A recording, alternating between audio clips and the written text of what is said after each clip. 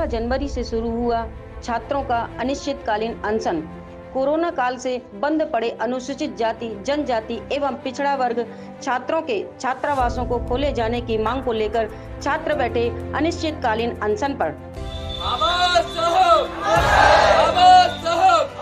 जब तक सूरज चांद रहेगा, हमारी मांगे पूरी करो।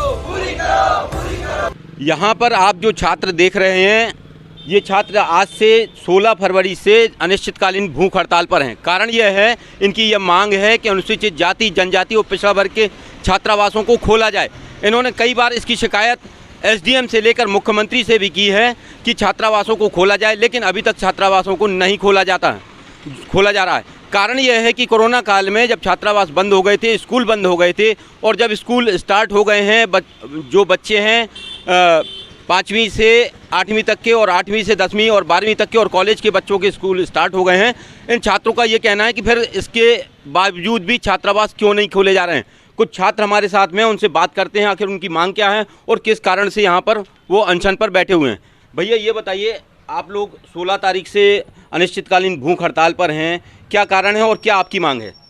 हम लोग आज 16 तारीख से भूख हड़ताल पर हैं अनिश्चितकालीन। आज से हमने पूर्व दिसंबर के महीने से लगभग लेकर के हमने लगातार ज्ञापन दिया, आंदोलन किया। उसके बाद भी प्रशासन के द्वारा आज दिनांक तक कोई भी कार्रवाई नहीं की गई। हमारी प्रमुख मांग थी कि छात्रावासों को खोला जाए। वर्तमान में सब कुछ खुल गया है, यहाँ तक कि बड़े बड़े कचहरी, न्यायालय, हर चीज़ खुला हुआ है, जहाँ पर हज़ारों की संख्या में लोग एकत्रित हो रहे हैं। उसके बावजूद लेकिन छात्रावास नहीं खोले जा रहे हैं। इतना जानते हुए भी कि छात्रावास में इस वर्ष में ना तो प्रवेश लिया गया है, बच्चों को दिया गया है। वैसे भी जो छात्र 12वीं पढ़ के निकल गए हों वो निकल जाते, तो मतलब केवल 50 छात्र एक छात्रावास में रहते हैं, जिसमें से केवल मात्र 25 छात्र बचे हुए हैं। इसके बावजूद भी शासन के द्वारा छात्रावास नहीं खोले गए हैं। हमारी प्रमुख मांग है कि छात्रावासों को खोला जाए। जब तक छात्रावास नहीं खोले जाएंगे और हमारे हाथों में आदेश नहीं दे दिया जाएगा, तब तक हम लोग नहीं उठेंगे।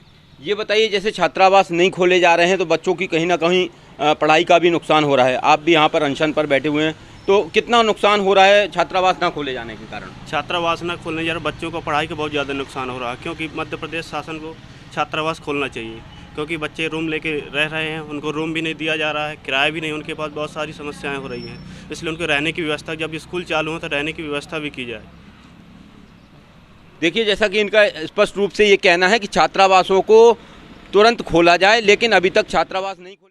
वहीं आदिम जाति के क्षेत्र संचालक आर.के. सतनामी की माने तो उनका कहना है, इसमें मध्य प्रदेश शासन के द्वारा छात्रावास एवं आवासीय विद्यालयों को नहीं खोले जाने की अनुमति नहीं दी गई थी। उसके मुताबिक जो है तो अभी छात्रावास संचालित नहीं किए गए।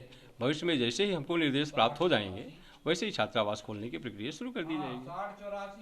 सर, अभी पिछड़ा वर्ग विभाग से भी कुछ जानकारी आई है, आदेश आया है?